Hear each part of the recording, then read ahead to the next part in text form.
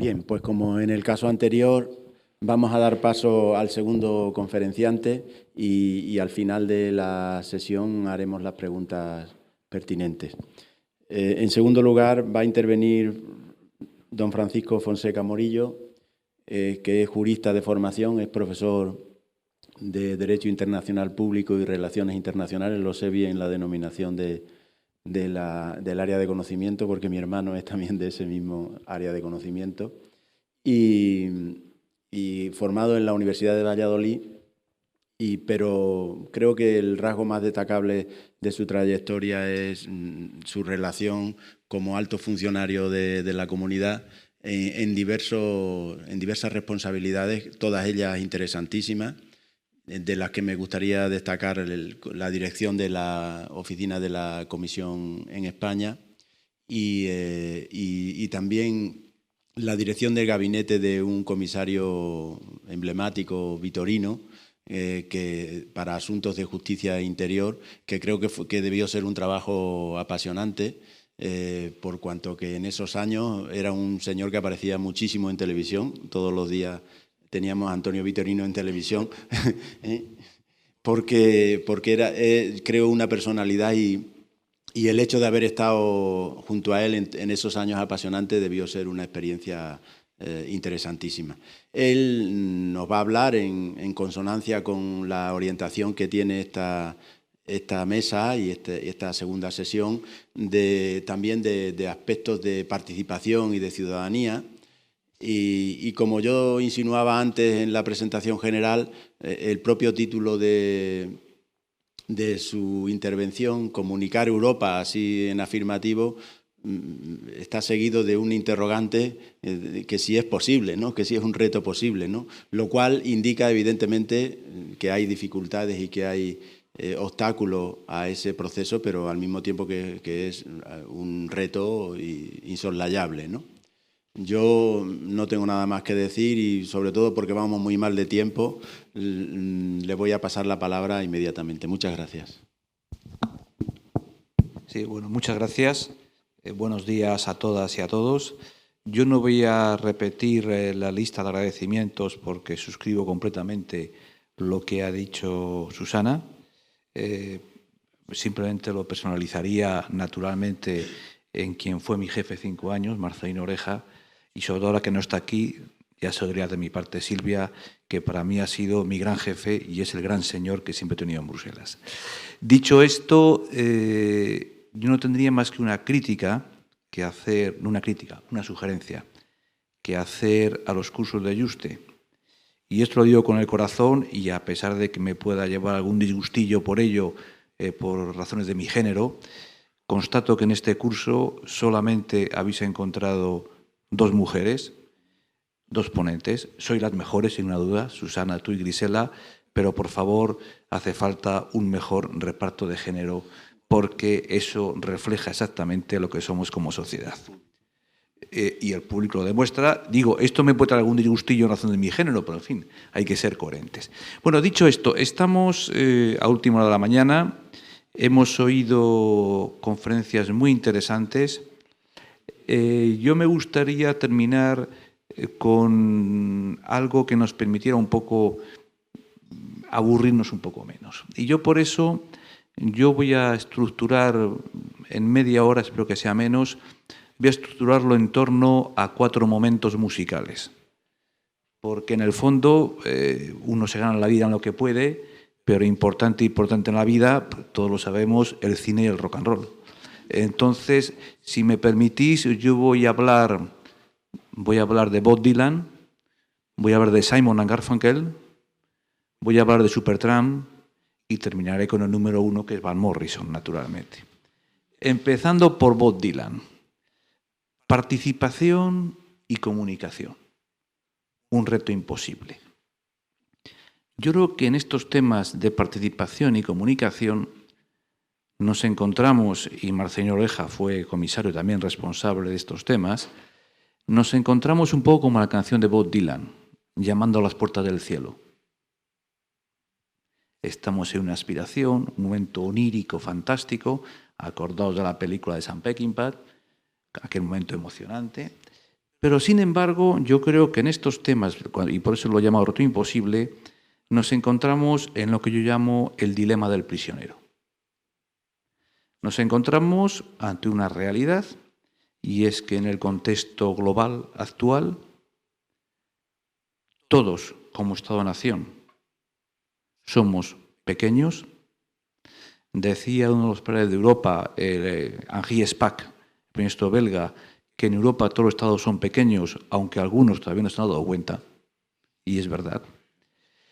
Y a pesar de esto, en realidad, siendo conscientes que sin Europa seríamos todos mucho más marginales, sin embargo, la contradicción, el dilema del prisionero, es que partimos de una falsa imagen, en mi opinión, y es que la legitimidad se juega a nivel nacional, que donde se pierden las elecciones es a nivel nacional, y que en Europa, como todo el mundo sabe, no gana nadie.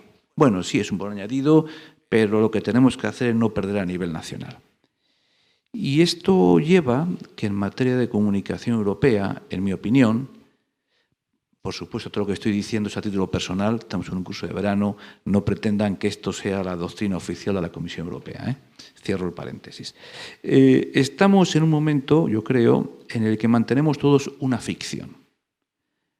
Europa es un proyecto global, Europa es un proyecto de unidad, Europa nos permite negociar de tú a tú con los norteamericanos el Tratado de Libre Comercio, nos permite decir a Putin que no aceptamos lo que hace en Ucrania, etcétera, etcétera, etcétera. Pero la ficción es que pensamos que el mensaje político de qué significa Europa es simplemente Europa es igual a la suma de las 28 políticas e intereses nacionales. Y esto se traduce en cuestiones que cualquiera de los asuntos europeos hacen que este tema de la comunicación sea imposible. La mejor prueba, la mejor anécdota, es lo que ocurre en los consejos europeos. ¿Qué ha pasado hoy? Pues que el presidente Tusk y el presidente Juncker han hablado después de que los 19 jefes de Estado y de Gobierno, cada uno en sus 19 salas separadas para sus medios de comunicación nacionales, han explicado lo que ha ocurrido desde el punto de vista español, griego, portugués, italiano, etcétera, etcétera. Y que cuando llega el mensaje europeo, que es descifrar los 7 folios que le van a distribuir por ahí, creo, del Consejo Europeo, cuando llegan Juncker y Tusk a la sala de prensa, los periodistas ya se han ido, porque están escribiendo la crónica para mandarla a su medio de comunicación nacional. Y eso nos hace que vivamos en un mundo europeo que es el mundo de la retórica. Un mundo, y que me perdone Alejandro Cercas, en que yo, o Marcelino Oreja, ambos los dos son ex-eurodiputados, en el que tengo la impresión que a los grandes diputados europeos, como habéis sido vosotros, bueno, pues se les tiene amortizados. Lo que ocurre en Europa no tiene tanta importancia a nivel de debate parlamentario como tiene lo que ocurre en mi Parlamento. Y cuando se intenta cambiar esto, y Susana hacía referencia anteriormente, hombre, Lisboa, con este famoso título de democracia representativa y democracia participativa, nos ha dado 2 artículos, los artículos 10 y 11, en los cuales se establece una obligación de resultado, una que el ciudadano europeo tiene derecho a participar y tiene derecho a estar informado, artículo 10, párrafo 3, y artículo 11, la Unión Europea tiene la obligación de consultar a los ciudadanos, de consultar a las organizaciones de la sociedad civil y de explicar lo que hace. Yo hace 3 años cometí una ingenuidad. Dije, si estuviéramos en un sistema de derecho administrativo normal, tenemos esta obligación de resultado, ¿por qué no proponemos un acto legislativo de derecho derivado mediante el cual, base artículo 352, competencias implícitas, tengamos una política auténtica de comunicación obligatoria para todos? Como se pueden imaginar, la respuesta a nivel Consejo, es decir, no interest por esto, ningún interés, pero lo siento mucho, tampoco a nivel del Parlamento Europeo. ¿Por qué? Porque no tiene una base jurídica. ¿Quién controla lo que puede hacer la Comisión en materia de comunicación común? La controla el Parlamento Europeo, que como vuelvo de benefactores anualmente nos dan un dinerito. Y esto, por desgracia, convenía perfectamente a los dos colegisladores. Por eso hablo de retórica. Y esta retórica, en el fondo, lo que hace no es sino la demostración perfecta de que en Europa vivimos con el famoso trilema de Rodick.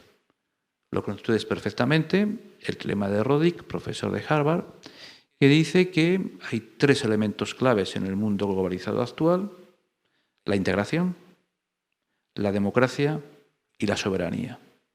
Y el trilema es que estas tres nociones solamente funcionan por binomios que hacen imposible el tercero. Y me explico. Soberanía más democracia hace imposible la integración, porque se perdería la soberanía. Democracia más integración son los Estados Unidos de Europa, hacen imposible la soberanía. Y no es el tercero que me falta.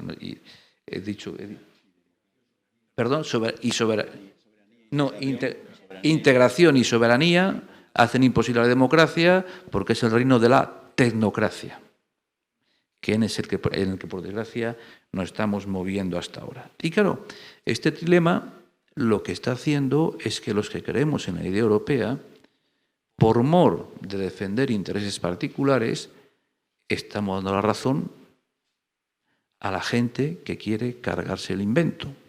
Y voy a personalizarlo.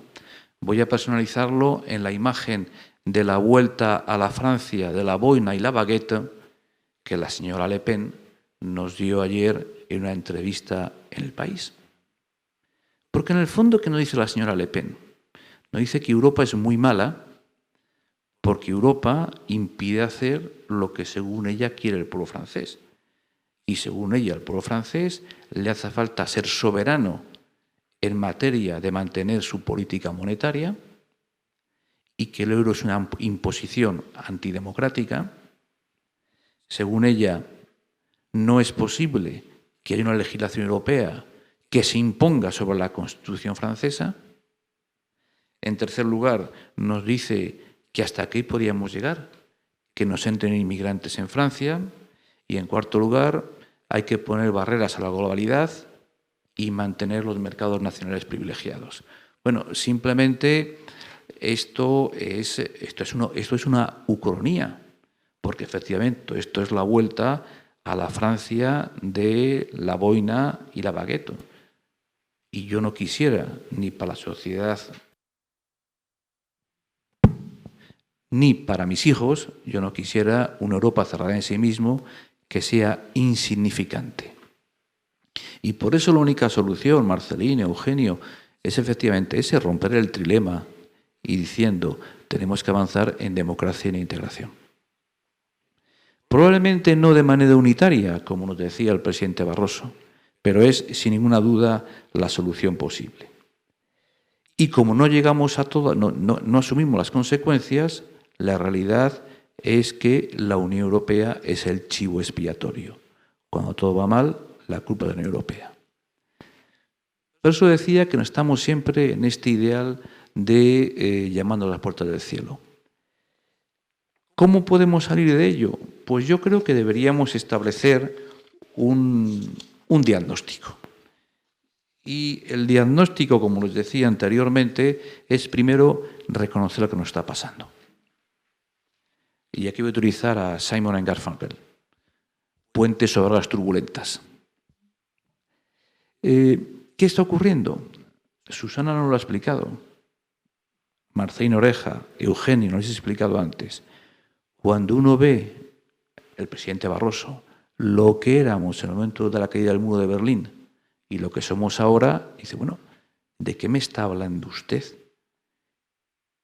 el presidente Delors nunca habría soñado que 20 años después tuviéramos la mitad de competencias que tenemos ahora. Señor ministro de Asuntos Exteriores, ¿qué ocurría en sus tiempos con las peticiones de extradición de etarras en Francia? ¿Te acuerdas, Marcelino, cuando en Ámsterdam propusimos un protocolo que dijera que no había lugar al asilo entre ciudadanos europeos porque éramos todos democracias? ¿Qué es lo más fino que nos llamaron? Neofranquistas.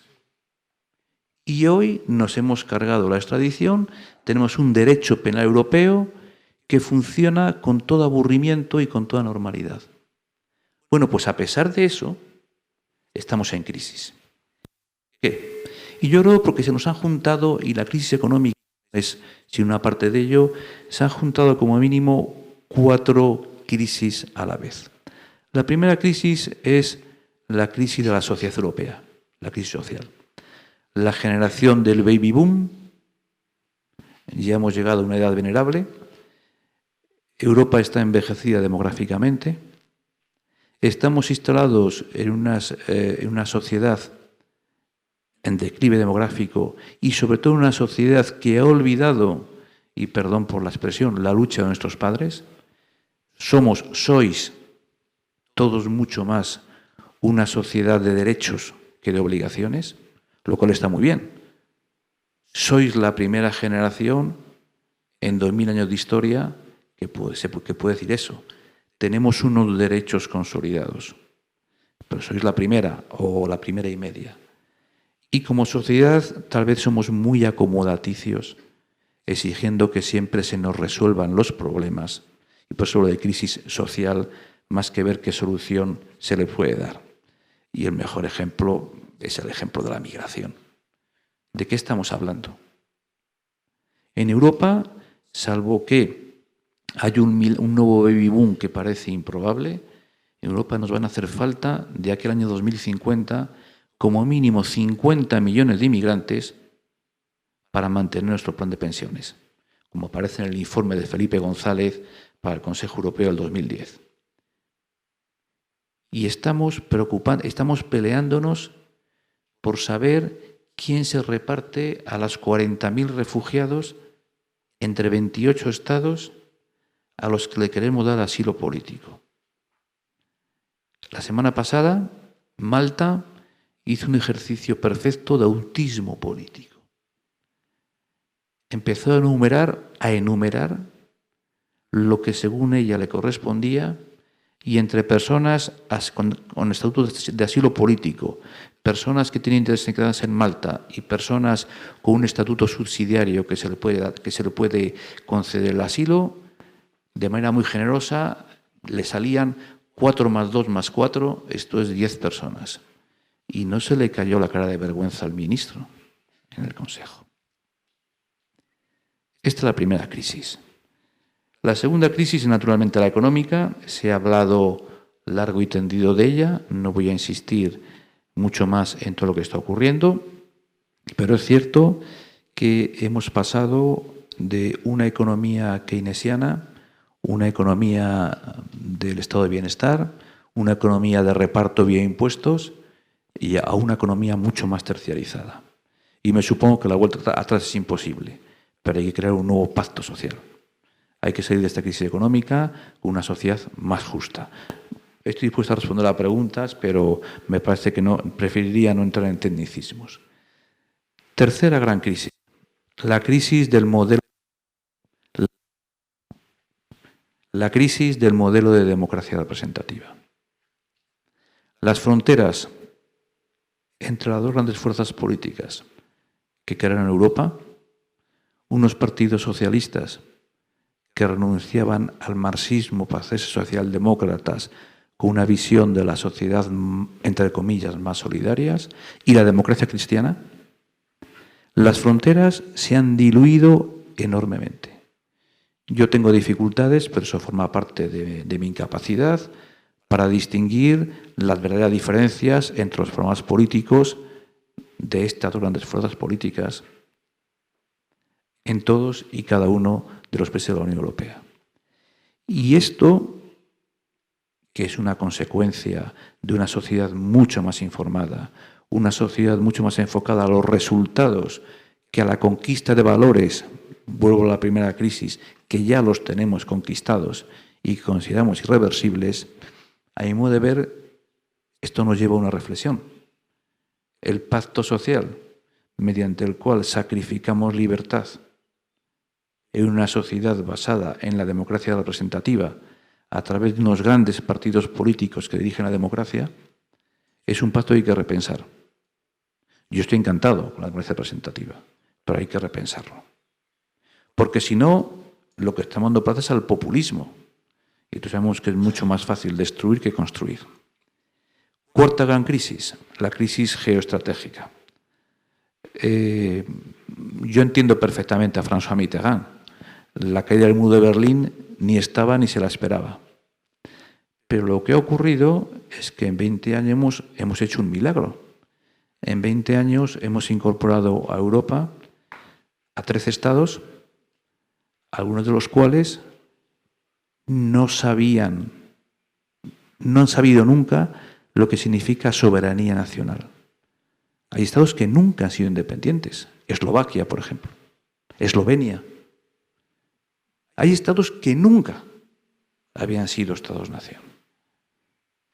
Y la diferencia geoestratégica entre ellos y nosotros es que Europa Occidental, como habéis explicado perfectamente, se construye como esa tercera vía en la Guerra Fría entre Estados Unidos y el comunismo que nos permite progresar vía la integración económica, que nos permite abolir fronteras en un marco geográfico muy determinado. Para estos países, Europa no significa democracia, fin de la guerra, como significaba para los occidentales. Seamos claros, Europa significa alejarme lo más posible del primo ruso. Y eso cambia completamente la manera en que entendemos la democracia. Pues bien, estas 4 crisis, todas han coincidido en estos últimos 15 años y probablemente las 4 crisis, aunque la económica todavía estaba en ciernes, fueron las que explican el no en el referéndum francés y holandés. Y ahí nos paramos. Y nos hemos hecho todos unos melancólicos deprimidos. Y bien, yo frente a esto me quiero levantar. Y esto es el tercer punto de lo que les iba a decir. Porque yo creo que, como diría Supertramp, crisis, both crisis. Crisis, both crisis. Hemos estado a punto de llegar al final.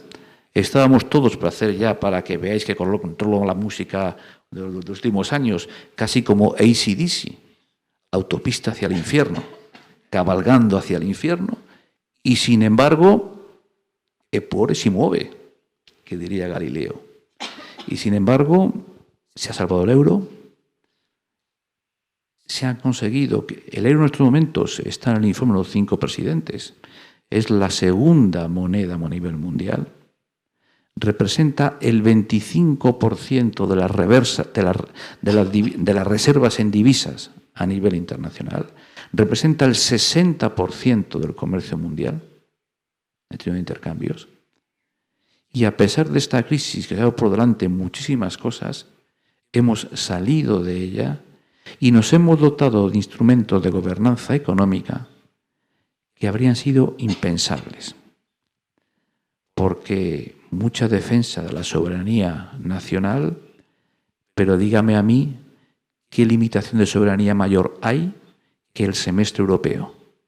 Esto es, que cuando el gobierno español presenta su proyecto de presupuestos, y el alemán y el maltés, los 19 de la zona euro, antes de que el Parlamento Nacional lo estudie, esos tecnócratas que están subidos en la Torre de Marfil en Bruselas dan sus recomendaciones al gobierno respectivo. Y esto lo hemos hecho para salvar el euro. Esto lo hemos hecho para crear una gobernanza económica. Y yo les recomiendo la lectura del informe de los 5 presidentes, que en el fondo es una lectura muy fácil. Hace falta tener una pata económica a la zona monetaria. Esto es mecanismos que nos permitan hacer frente a tener bombas anticíclicas, por así decirlo, cosa que no lo tenemos. Hace falta una unión fiscal, hace falta un tesoro de la zona euro, y cuando tengamos esto, los famosos eurobonos, no hará falta ni decirlos, porque estarán ahí sin necesidad de nombrarlos. Hemos conseguido, lo decía el presidente Barroso, algo milagroso: 28 Estados miembros. Y la cosa funciona más o menos. Yo creo que hoy, si uno mira para atrás y dice, se le nota que este no entiende mucho porque es polaco o checo, no hay ninguna diferencia. Estamos todos mimetizados. Otra cosa, naturalmente, es que nos haga falta cesiones suplementarias de soberanía, porque las divergencias de percepción nacional son muy diferentes. ¿Qué le vamos a explicar a un eslovaco, por ejemplo, en materia de derecho de familia, o a un polaco, sobre la necesidad de tener regímenes matrimoniales en que se reconozcan las consecuencias de los enlaces, matrimonios, acuerdos entre personas del mismo sexo? Hay países como España, que es un debate normalizado, y otros como en Polonia, es que es imposible. Este tipo de divergencias son las que nos hacen trabajar el día a día. Les pongo un ejemplo también en derecho de familia. En la mayoría de los derechos europeos, el matrimonio es un contrato y una institución. Esta noción no existe en derecho escandinavo. En Suecia es un contrato privado, punto final. Hasta tal punto que Suecia no reconoce las pensiones entre cónyuges en caso de divorcio. Y sin embargo, tenemos un reglamento europeo a nivel de pensiones en caso de divorcios para parejas transnacionales o internacionales. Esto es el milagro de lo que estamos hablando. Hemos conseguido tener políticas nuevas, insisto, que podrían parecernos completamente utópicas. He hablado yo de la gobernanza económica, pero oiga, nos damos cuenta de lo que es el milagro diario y cotidiano de la libertad de circulación. Nos damos cuenta de lo que significa el poder viajar por toda Europa sin fronteras, por una gran parte de ella con la misma moneda. El poder decir, mi hijo me ha salido, o mi hija me ha salido listo o lista, y se me quiere casar con un alemán e ir a vivir a Finlandia. Hágase. Esto que es normal. Esto es una excepcionalidad histórica. La política exterior y de defensa. Estamos discutiendo de una agencia europea de armamento que tiene un mandato discreto, porque si lo hacemos muy público vienen los problemas, de homologar la producción armamentística europea. Estamos discutiendo de qué, cuáles son las condiciones para, por ejemplo, para que en Europa se dejen de producir 17 tipos de fragatas diferentes y armonizarlas siguiendo un modelo más o menos Airbus que permita que la industria militar europea sea competitiva en el contexto internacional. Podemos tener resquemores morales sobre el tema, pero es un ejemplo de algo que era completamente en nuestros tiempos, habría sido inimaginable. ¿Qué nos falta? Nos falta la capacidad que como sociedad podamos asumir que una intervención para que Libia no sea un Estado fallido, pongo por caso, esa intervención implica, por desgracia, repatriación de cuerpos. Ningún político va a asumir las consecuencias si socialmente no hay un consenso de que es un gravamen durísimo, pero asumible. Pues todos los mecanismos los tenemos ahí. Y ya termino. ¿Qué tenemos que hacer? Bueno, pues simplemente, como diría Van Morrison, it's too late to stop now. Es muy tarde para parar. Tenemos un mecanismo institucional que le falta para que sea un mecanismo federal, con F pequeñito, le falta que haya una voluntad política de hacerlo funcionar. Falta, por ejemplo, que el Consejo de Ministros se dé cuenta que eso de que ellos hacen la política es una ilusión, que ellos son el Bundesrat, son un poder legislativo, ciertamente con más competencias que la Cámara Baja, pero son un poder legislativo. Hace falta que se consolide lo que hemos hecho, y se va a consolidar, es un hecho ya, lo que hemos hecho el año pasado con la elección indirecta a presidente de la Comisión Europea. Haría falta, a lo mejor, establecer una circunscripción electoral europea, reservando un número de candidatos para que de ahí salga el futuro presidente de la Comisión Europea. Pero estos son acuerdos que no hace falta grandes alaracas, hace falta querer hacerlo. Tenemos, y para que esto sea posible, además nos hace falta, y aquí ya concluyo, nos hacen falta 3 condiciones. Nos hace falta, para que esta unión sea una unión federal sin decirla, como el burgués de Molière, nos hace falta un tesoro, tener la definición sobre qué tesoro queremos, incluyendo qué presupuesto federal queremos. Para que esto funcione, nos hace falta saber que el modelo industrial europeo no es posible si no tenemos resuelto la cuestión de las materias primas, y el gran déficit europeo es que no tenemos materias primas. Luego, la unión energética, no hace falta que se lo diga, es esencial. Tenemos la mejor tecnología del mundo en energías alternativas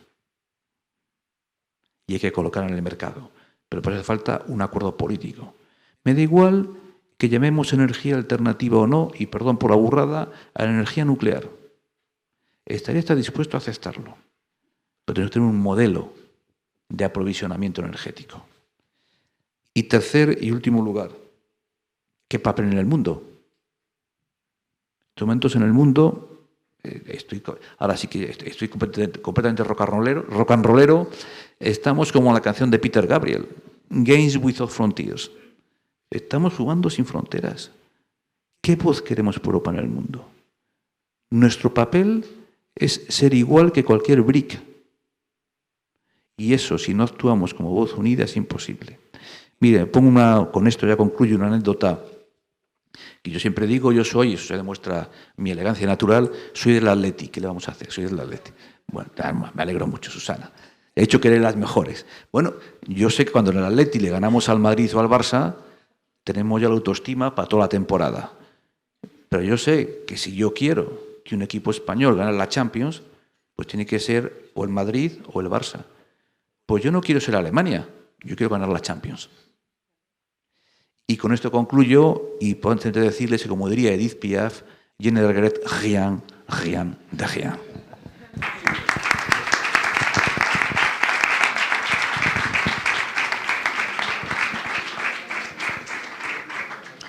Bien, muchas gracias. Rápidamente vamos a